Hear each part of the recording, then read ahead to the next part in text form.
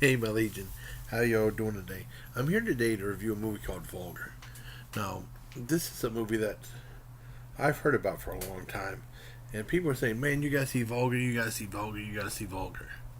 Um, and it's a Kevin Smith movie in a way because he's the executive producer. I mean, he has his company is through his company and stuff like that, so he had a big part in it. But it's directed by Brian Johnson. If you remember Brian Johnson, from Comic Book Men. He's the big guy with a big beard who's always picking on Ming Chang on the show. And he seemed like a real slacker and didn't want to do anything. And they said he directed the movie Vulgar. And I didn't know that. I didn't know about that. And I remember hearing about it a few years ago. And then I was checking on Tubi TV and it was on there. And everybody was telling me, go see Vulgar, go see Vulgar, go see Vulgar. It's listed as a horror film. So I decided to see it. And it stars Brian O'Halloran, who was in Clerks also, and some other ones. He was in that one horror movie I saw on Tubi TV. I can't remember what it was. He was good in that. In this one, he plays a character named Flappy the Clown, and he goes to kids' birthday parties and stuff like that as a clown. And then they had like something where he couldn't go because this girl's husband was causing a major problems and stuff like that. So they called the cops on him, and he got arrested. And he said, well, "I'm sorry, I can't work with you, buddy. You know, with all that happened." And so all right. And then he was having trouble making ends meet, so he decided to do something. And he's always talking to his one friend. And one of the biggest surprises in the movie was his friend was played by none other than Brian Johnson, but he was really skinny because they showed something really surprised me. A Comic Book Man, they showed some photos of Brian Johnson from a while back, and he used to be really a fitness guy with mountain hiking and all this other stuff. He was fit, and he looked familiar, right? But just didn't register that was him until like maybe the second half of the movie. Cause I mean, I watched it half and then I gave up after a day or two, and I finished watching it. And basically, what he does is he's trying to make end meet, and he decided to create a character named Vulgar, which is for adult bachelor parties where, you know, they have like the stripper come in where he'd be like a screwed up clown with women's lingerie, a guy come in, and then it'd be like a big joke, and then the stripper would come in and stuff like that, be like playing a prank on people, and he put it in like this real. He applied for an ad, or he put in the ad these real sleazy ads in this paper, and pretty much where something you probably get killed or something like that.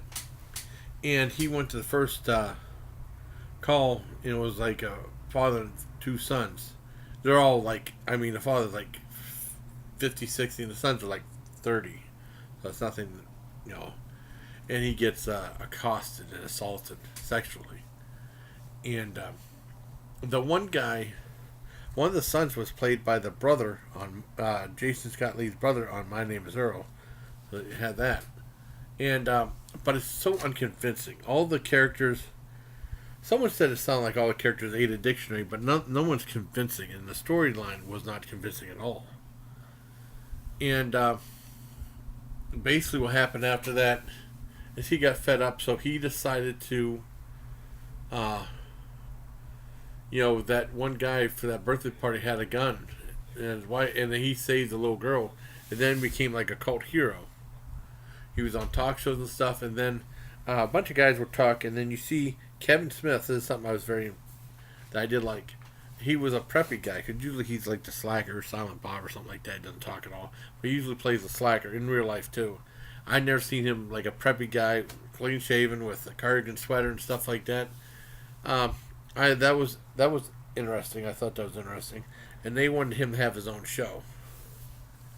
And then what happens after that is, the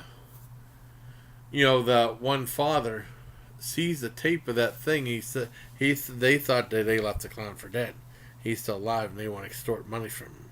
I don't want to give any more away from him. I gave I think I gave away enough. But when that happens, it starts to get a little more interesting. I don't know what the big fuss was about this film. I probably made it sound more interesting than it really was. It just drags a long while. A lot of times, the characters, the dialogue that the characters say, not believable, convincing. Uh, the acting, for the most part, is not convincing. There's some major stuff goes down toward the end. That wasn't convincing at all. It's a very amateurish film. I mean, it's only slightly okay. The only thing I did like, they had, like, during the ending credits, they thanked a bunch of people, and like, they thanked Jason Mewes. He had a small part in there for showing up. And then at the end, he got his medal wrong.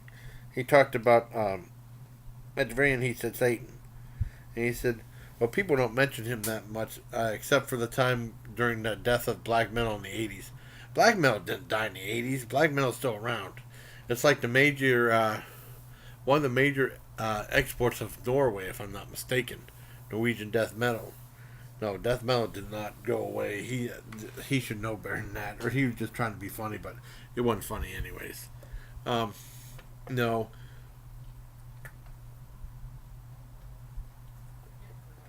I was not a fan of Vulgar at all. I mean, 4 out of 10, about as good as I can get it.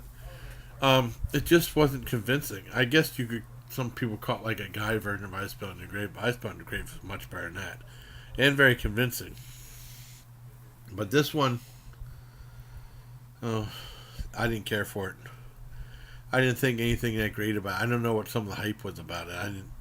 I didn't see anything really worthwhile, and maybe watching it once and that's it.